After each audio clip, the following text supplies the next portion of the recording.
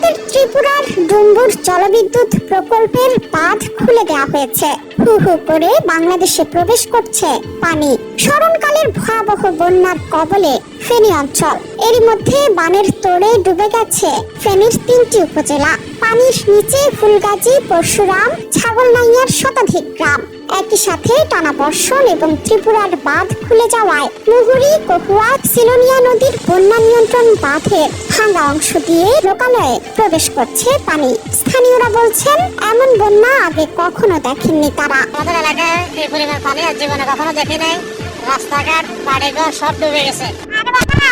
পানি সবসময় উঠে, আমরা তো জানি না পানি উঠবো। পরে নৌকা মানে কিছু বার করতে পারছি না, সব পানি চলে। আমরা কই থাকবো, কি করবো, জায়গা পাইতেছি। পানি আসবো না, এরকম পানি তো সবসময়, এরকম পানি আর কোনোদিন আসবো না। এই কারণে আমরা কিছু বার করি না। শুধু আমাদের ছেলে মেয়েদের নিয়ে খালি পড়ানো কাপড় মেয়েকে বাড়িয়ে গেছে। টানা 4 দিনের ভারী বৃষ্টি ও ভারতের উজান থেকে নেমে আসা পাহাড়ি ঢলে 3 উপজেলায় পানিবন্দী লক্ষাধিক মানুষ। উদ্ধার কাজে সেনাবাহিনী ও কোস্টগার্ড সদস্যদের সহযোগিতা চেয়েছে ফেনী জেলা প্রশাসক শাহিন আক্তার।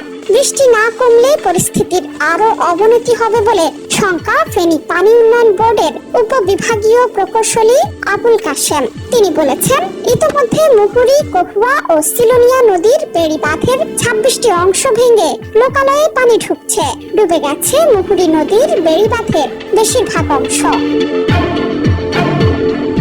এছাড়া টানা বৃষ্টি এবং ভারতের পানির চাপ থাকায় প্লাবিত হচ্ছে নোয়াখালী, লক্ষ্মীপুর, মৌলভীবাজার, কুমিল্লার বিভিন্ন এলাকাও।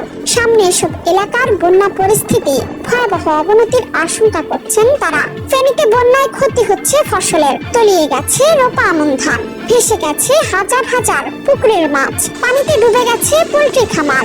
আমার বয়সে এগুলো ডলার দেখিলে ক্ষতি হয়েছে, বেড়ে বাতা আল্লাহ রাতে বেড়ে আল্লাহ কিছু হারে গেছে বলে কথা। আপনার এলাকায় সবগুলো পুকুরে মাছ ভেসে গেছে ডলার পানিতে। 40-50 বছরের ভিতরে এরকম পানি আর দেখে নেই, এরকম পানি অনেক পানি হয়েছে আর দেখে নেই। মূলত ভারত থেকে পানির চাপ বাড়তে থাকায় পরিস্থিতি ভয়াবহ রূপ নিয়েছে। টানা বৃষ্টিতে ভয়াবহ বন্যা দেখা দিয়েছে ভারতের ত্রিপুরা রাজ্যে। এখন পর্যন্ত 7 জন নিহতের খবর পাওয়া গেছে। নিখোঁজ আছেন আরো 2 জন। আর এই বানের তোড়ে ডুম্বুর জলবিদ্যুৎ প্রকল্পের বাঁধ খুলে দেওয়ায় বিপদের সম্মুখীন বাংলাদেশও। ভারতীয় সংবাদ মাধ্যমগুলো বলছে, ত্রিপুরায় 4টি নদীর পানি বিপদসীমার উপর দিয়ে প্রবাহিত হচ্ছে। এর ফলে নিরাপদে আশ্রয় নিয়েছে 5600 পরিবার।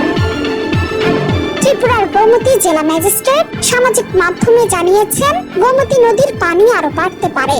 এ কারণে ডুম্বুর জলবিদ্যুৎ প্রকল্পের বাঁধ থেকে পানি ছাড়তে হবে। তিনি জানান, বুধবার স্থানীয় সময় সকাল 8টা 35 পর্যন্ত বাঁধের 3টি গেটের মধ্যে একটি খুলে দেওয়া হয়েছে। আর ডুম্বুর বাঁধের গেট খুলে দেওয়ায় প্লাবিত হচ্ছে বাংলাদেশের বিভিন্ন অঞ্চল। জোহরা চৌধুরী সেতু, 71।